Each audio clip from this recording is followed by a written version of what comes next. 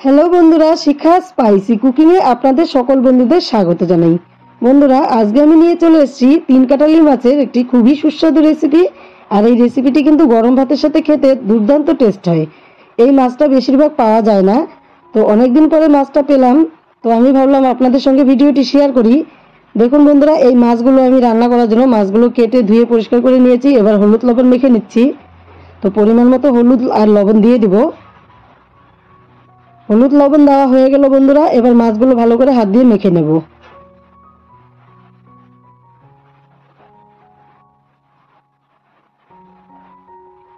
মাছগুলো হলুদ লবণ মাখানো হয়ে গেছে, এবার কড়াইয়ে তেল গরম করে নিচ্ছি। তেল গরম হয়ে গেছে, তেলটাকে কড়াইয়ের চতুর্দিকে ছড়িয়ে দিচ্ছি। ছড়িয়ে দেওয়ার পর এবার মাছগুলো দিয়ে দেব।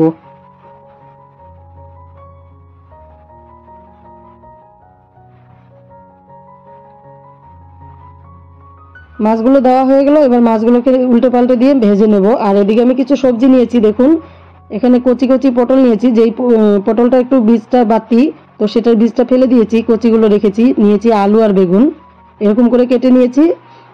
এটা দিয়ে রান্নাটা হবে।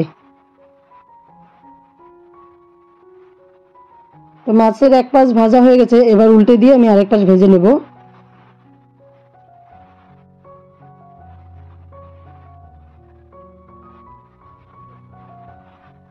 মাছগুলো ভাজা হয়ে গেছে, এবার এই মাছগুলো নামিয়ে নেব।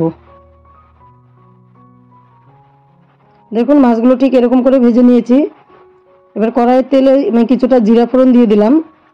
তো এখানে চাইলে আপনারা কালো জিরাটাও দিতে পারেন। জিরাটা কালার আসার পরে আমি কুচানো পেঁয়াজ দিয়ে দিলাম। এবার পেঁয়াজটাকে একটু নেড়ে চেড়ে ভেজে নেব।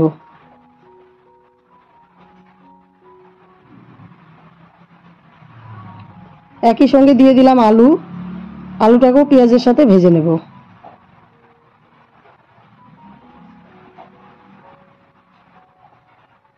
আলুটা একটু আগে দিলে ভালো হয়, যার ফলে আলুটাকে আগে দিয়ে দিলাম। তো পেঁয়াজগুলো দেখুন ভাজা হয়ে গেছে। এবার এই পেঁয়াজ আলুর সঙ্গে আমি বাকি সবজিগুলো দিয়ে দেব। সবগুলো সবজিকে এখন আরো ভালো করে ভেজে নিতে হবে। তো বন্ধুরা, আপনারা চাইলে এখানে তেলটাকে বাড়িয়ে দিতে পারেন। আমি কিন্তু খুব কম তেলেই রান্না করার চেষ্টা করি, কারণ তেল বেশি খাওয়া ভালো না। তবুও আপনারা যদি চান তাহলে তেলটা বেশি দিয়ে দিতে পারেন। এখানে দিয়ে দিলাম জিরা বাটা। এবার দিয়ে দিব কাঁচা লঙ্কা বাটা। একই সঙ্গে হলুদও দিয়ে দিলাম। এবার এখানে দিয়ে দিব পরিমাণ মতো লবণ। তো লবণও দেওয়া হয়ে গেল। এবার সবজিগুলোকে মশলার সাথে ভালো করে কষিয়ে নেব। আর বন্ধুরা, আমি কিন্তু সর্ষের তেল দিয়ে রান্নাটা করছি। আপনারা এখানে সর্ষের তেলও দিতে পারেন আর সাদা তেলও দিতে পারেন, কিন্তু গুঁড়ো মাছে কিন্তু সাদা তেলের থেকে সর্ষের তেলটা বেশি টেস্ট হয় রান্নাটা। তো আপনাদের ইচ্ছে মতো আপনারা তেলটা ব্যবহার করবেন। সবজিটা বেশ সুন্দর কষানো হয়ে গেল।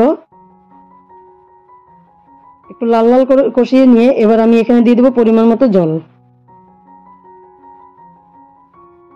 যেহেতু মাখা মাখা করব, তো বেশি জল দেব না, এতটুকু জল দিয়ে দিলাম। এবার হয়ে গেল। এবার জলের সঙ্গে সবজিটাকে মিশিয়ে দিয়ে আরো কিছুক্ষণ জাল করে নিলাম। মোটামুটি 5 মিনিটের মতো জাল করে নিয়েছি। এবার আমি ভেজে রাখা মাছগুলো দিয়ে দেব।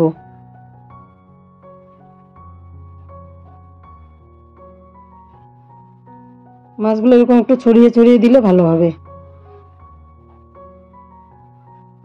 এই মাছটা কিন্তু খেতে অসাধারণ টেস্ট হয় বন্ধুরা।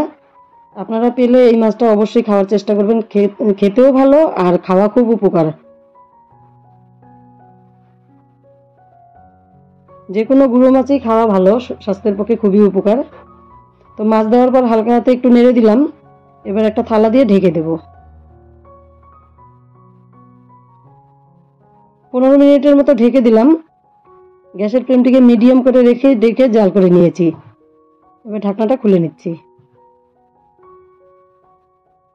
এবার উপর থেকে দিয়ে দিব ধনেপাতা। এসব গুঁড়ো মাছে একটু ধনেপাতা দিলে খেতে কিন্তু দারুণ লাগে, সেন্টটাও খুব সুন্দর হয়, যার ফলে একটু ধনেপাতা দিয়ে দিলাম। ধনেপাতা দেওয়ার পর আবারও একটু নেড়ে চেড়ে দিচ্ছি।